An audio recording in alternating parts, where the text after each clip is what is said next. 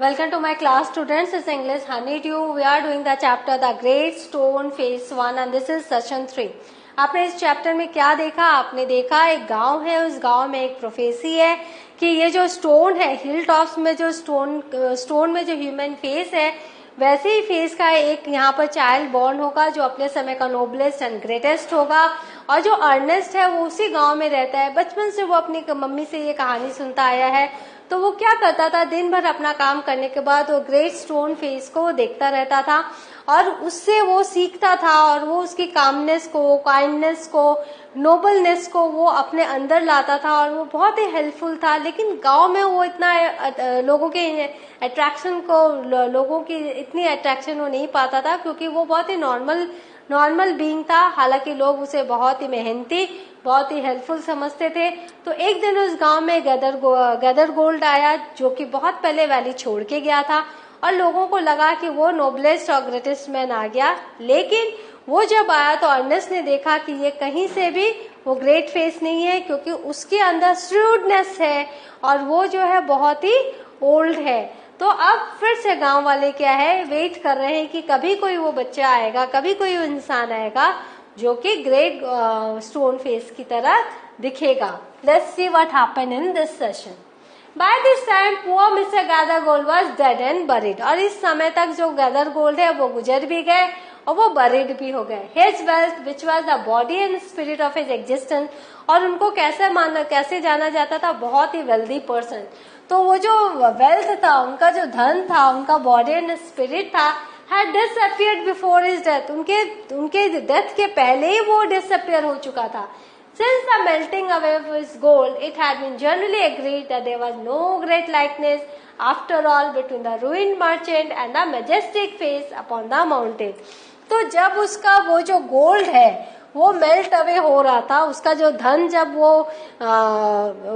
जब नष्ट हो रहा था, तो उस समय गांव में सभी कोई जनरली सहमत हो गए थे, एग्रीड हो गए थे कि वो जो इंसान है उसमें कोई भी ऐसी लाइकनेस नहीं है स्टोन फेस जैसी। और वो जो है एक रूइंड मर्चेंट है, एक नष्ट हो चुका एक व्यापारी है। और वो जो मैजेस्टिक फेस है, जो स्टोन फेस है, उन दोनों के बीच में कोई भी समानता नहीं है। There is no likeness. It so happened that another son of Valley had come a soldier many years before. अब क्या हुआ, अब दूसरा बेटा जो वैली का था वो बहुत साल पहले वो एक सैनिक था और गांव छोड़ के गया था। After a great deal of hard fighting, बहुत लंबी लड़ाई के बाद, he was now a famous commander, वो एक बहुत फेमस कमांडर बन गया था। He was known on the battlefield by the name of Blood and Thunder. और लड़ाई के मैदान में उसकी बहादुरी और उसके जो फाइटिंग स्किल को देख के उसका नाम क्या था, ब्लड एंड थंडर। उसको उस नाम से बुलाते थे। ओल्ड एंड टायर्ड नाउ, अब जब वो ओल्ड हो गया, बहुत थक गया, he had lately expressed a desire to return to his native valley. उसने क्या कहा कि अब मैं अपने जो नेटिव वैली है, जहाँ पर मैं जन्म लिया हूँ, वहां मैं लौट कर जाऊंगा। The inhabitants, his old neighbors and the grown-up children. तो वो जो वैली के जो लोग थे, inhabitants थे, जो कि उसके बहुत पुराने नेबर्स थे, और उनके अब जो बच्चे जो बड़े हो गए हैं, prepare to welcome the renowned commander. तो सबने उसको वेलकम करने के लिए प्रिपरेशन स्टार्ट की। It was being said that at last the likeness of the Great Stone Face had actually appeared. तो अब ये कहा जाने लगा कि हाँ, अब जाकर सही में ग्रेट स्टोन फेस जैसा दिखने वाला इंसान आ रहा है। Great therefore was excitement throughout the valley. तो पूरे वैली में काफी एक्साइटमेंट थी। And many people who had never once thought of glancing at the great stone face now spend much time in gazing at it. और बहुत सारे लोग वो जो पहले सोचते ही नहीं थे कि ग्रेट स्टोन फेस की तरफ देखे, वो भी अब अपना समय बिताने लगे उस स्टोन फेस को देखने में।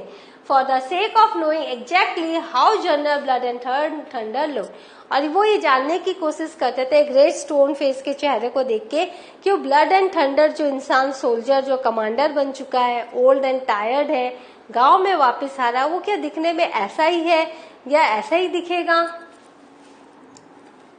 On the day of the general's arrival, जिस दिन वो जनरल आने वाले थे, Ernest and all the other people of the valley left their work. तो अर्नेस्ट और बाकी जितने भी लोग थे उन्होंने अपना काम छोड़ दिया था and proceeded to the spot, और उस जगह गए जहाँ पे कमांडर आने वाला था। Where a great banquet had been prepared, जहाँ पर उनके वेलकम के लिए बहुत बड़ा एक हॉल सजाया गया था और वहां उसके लिए समारोह हो रहे थे। सोल्जर्स स्टूड ऑन गार्ड, जितने भी सैनिक थे वो खड़े हो गए। फ्लैग्स वेव, झंडे वेव किए गए एंड द क्राउड रोड, और पूरे की पूरी क्राउड चिल्लाने लगी। Ernest was standing too far back to see Blood and Thunder's face. तो वो जो था वो ब्लड एंड थंडर के जो चेहरा था उसको देखने के लिए he was too far back to see him. However he could hear several voices, लेकिन वो बहुत सारी वॉइसेस को सुन पा रहा था। It's the same face exactly, cried one of man dancing for Joy. तो एक इंसान ने कहा अरे ये तो वही फेस है, और ऐसे करके सारे के सारे क्या हुआ, वो लोग सब जॉयफुली डांस करने लग गए। वंडरफुली लाइक इट, अरे ये तो बिल्कुल उसकी तरह है। दैट्स द फेस, यही वो फैक्ट है। Replied another, and why not, दूसरे ने कहा क्यों ना होगा। Cried the third, he is the greatest man of this or any other age, ये इस समय का और किसी भी समय का सबसे महान इंसान है।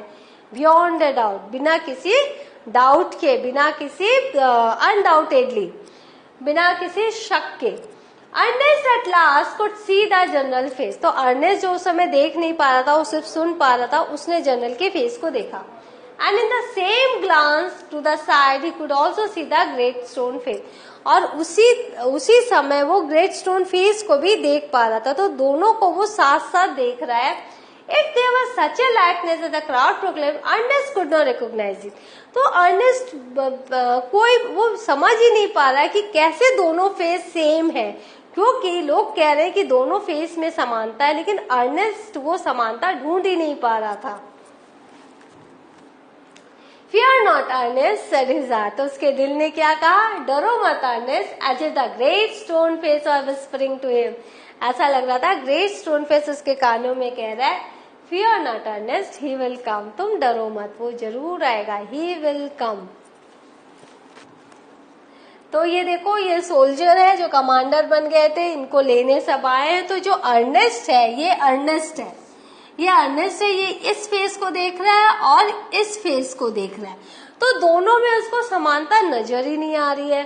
और सारे लोग कह रहे हैं कि ये देखो ये बच्चा, ये देखो कैसे खुश हो रहा है कि हाँ आ गया, ग्रेट इंसान आ गया, ग्रेटेस्ट मैन आ गया। लेकिन ये जो अर्नेस्ट है उसको वो समझ में ही नहीं आ रहा है। Proclaimed means loudly announced, page number 123। अब ये देखो यहाँ पर हमारा इसका question answer stone face 1 part 1 खत्म हो रहा है। तो इसका क्वेश्चन आंसर का पेज नंबर 129 कॉम्प्रिहेंशन में हम आ गए। राइट ट्रू और false against each one of the following statement. The Great Stone Face stood near where Ernest and his mother lived. तो क्या वो ग्रेट स्टोन फेस नियर था जहाँ कॉटेज के? नहीं, गलत, क्योंकि कुछ माइल्स अवे था वहां। तो so answer is false. One would clearly distinguish the features of the stone face only from a distance. कि हाँ, दूर से वो जो फीचर्स है स्टोन फेस के वो क्लियरली हम समझ सकते हैं। तो yes, it's true. Ernest loved his mother and helped her in her work. हाँ, वो करता था, आपने देखा था, तो it's true. Though not very rich, Gathergold was a skilful merchant. तो वो skilful merchant, though not very rich, लेकिन ये गलत है, वो तो बहुत रिच था। Gathergold died in poverty and neglect. Yes, ये सही है, क्योंकि उसका जो गोल्ड था वो मेल्ट अवे हो गया था, सारा जो पैसा था वो पहले ही डिसअपियर हो गया था। The Great Stone Face seem to suggest that Ernest should not fear the general. तो यहाँ पर क्या था, should not fear the general, तो फॉल्स, क्योंकि वो जनरल से डरने की कोई बात नहीं थी। The great stone face seemed to suggest that Ernest should not fear the general. So what have we learned today? We have learned कि पहले एक गैदर गोल्ड आया, फिर वो सोल्जर आया, तो जो सोल्जर था वो भी अर्नेस्ट को समझ में नहीं आया उन दोनों की लाइकनेस। और वो जो सोल्जर था उसको कैसे हम याद करते थे, ब्लड एंड थंडर के नाम पे बैटलफील्ड में याद करते थे।